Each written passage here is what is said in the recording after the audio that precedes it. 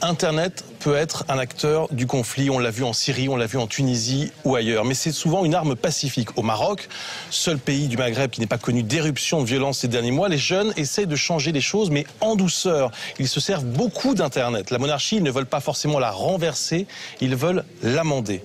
Anaïs, tu es allée rencontrer des jeunes avec une journaliste qui connaît bien le Maroc, puisqu'elle y vit, Amélie Amillo, est correspondante à Casablanca pour France 24 notamment, et elle t'a emmené vers ces jeunes du mouvement du 20 février. Regardez.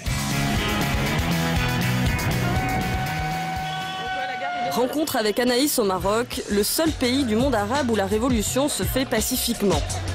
Ici, les manifestants ont pris Internet comme arme. Notre maraîchère veut comprendre. Premier rendez-vous à Rabat avec Rachid, un journaliste engagé dans le mouvement. Je te présente Anaïs, la jeune dont je t'ai parlé, donc qui vient de France, qui a envie de découvrir un petit peu ce qu'est le mouvement. Donc je compte sur toi pour lui expliquer un petit peu. Avec plaisir. Hein. Génial. Super. Ça va Anaïs? Anaïs, je t'abandonne. Ouais, ça marche. Allez, salut. Bye bye.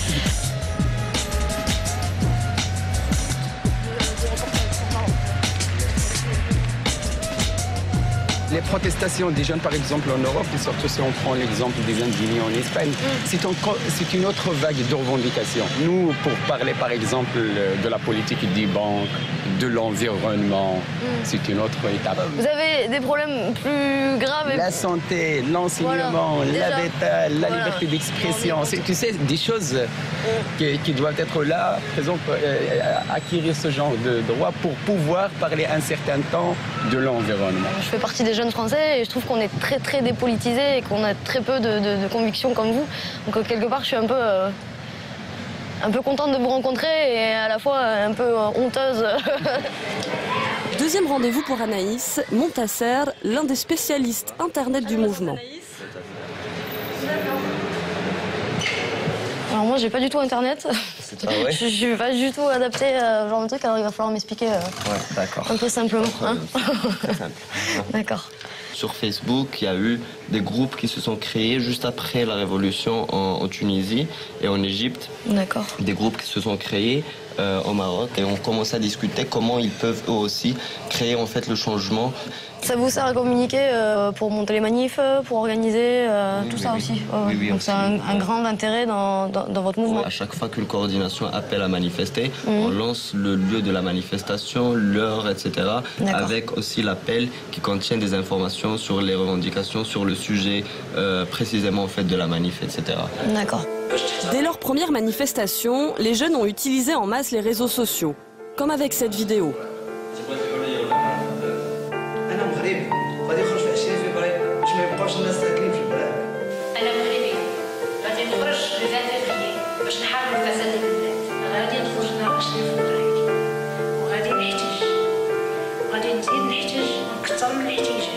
Par rapport à la répression, pour notre Facebook, ils peuvent pas vous atteindre.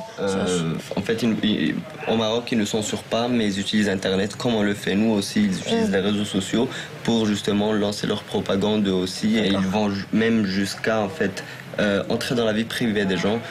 Faire des faux comptes et ajouter des militants pour qu'ils puissent prendre les photos personnelles des gens et en faire ce qu'ils veulent en fait. D'accord. Avec les réseaux sociaux, des manifestations s'organisent toutes les semaines. Aujourd'hui, c'est sitting au programme dans ce quartier populaire.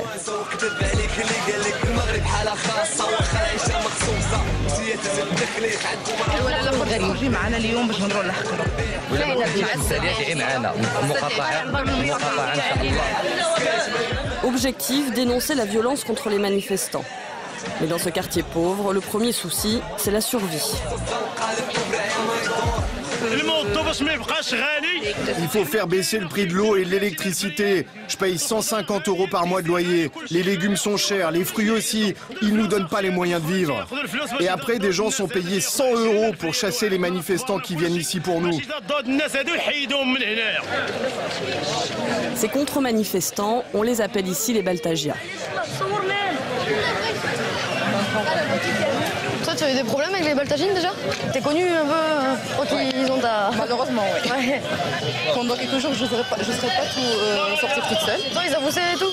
Où tu habites? Ça, je crois qu'ils s'avoussaient. Au début, j'ai dû changer la maison.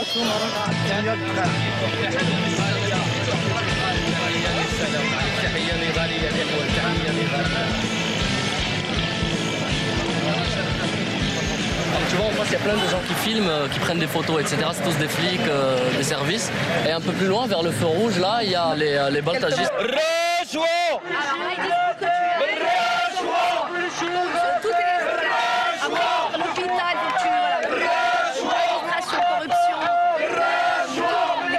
Pas de violence physique devant notre caméra ce jour-là.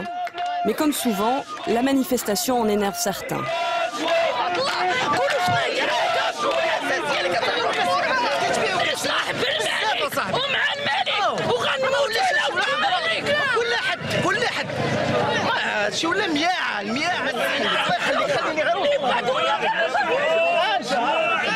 Là, je viens de mettre la photo sur Facebook.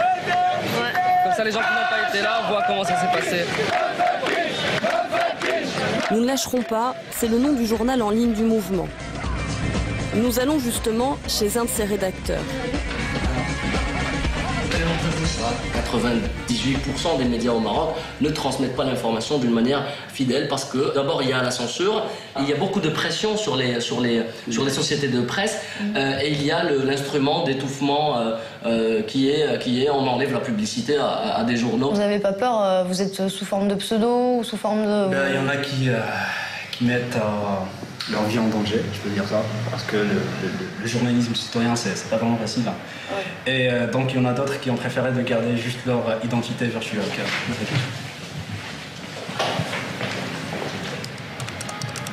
Là, on fait le mapping de toutes les manifestations. C'est-à-dire sur une carte géographique du Maroc, on montre tous les endroits où on peut... D'accord. Comme ça. Aucune question pour... Ah, t'as la vidéo quand tu... Voilà, c'est la preuve de voilà ce qui s'est passé dans la ville, par exemple du Fès ou bien... Parce que souvent les médias officiels ils disent que non, ils ignorent que voilà... Oh, il s'est rien passé, il y en avait 3. Je montrerai aux copains en France. J'espère que ça va peut-être faire un petit peu bouger en France aussi. Bah, ce serait cool, hein, les jeunes, le mouvement du 20 février en France. J'espère que ça va continuer à évoluer. Salut. Au revoir.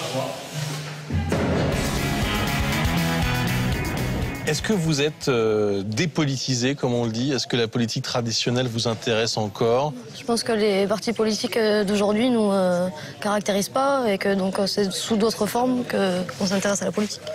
Moi, je ne crois pas vraiment à cette idée de dépolitisation de notre génération qui est souvent avancée dans les médias ou dans certains ouvrages. Je crois que effectivement aujourd'hui notre génération vote un peu moins que précédemment au précédent scrutin, mais les jeunes ont toujours été la classe d'âge qui votait le moins dans toutes les élections depuis le début de la Ve République. Je crois simplement qu'aujourd'hui c'est plus dur pour nous par rapport à la génération de nos parents pour plusieurs raisons. D'abord, avec la chute du mur de Berlin, les différents repères identitaires sont moins nets qu'ils l'étaient avant pour s'engager. Ouais.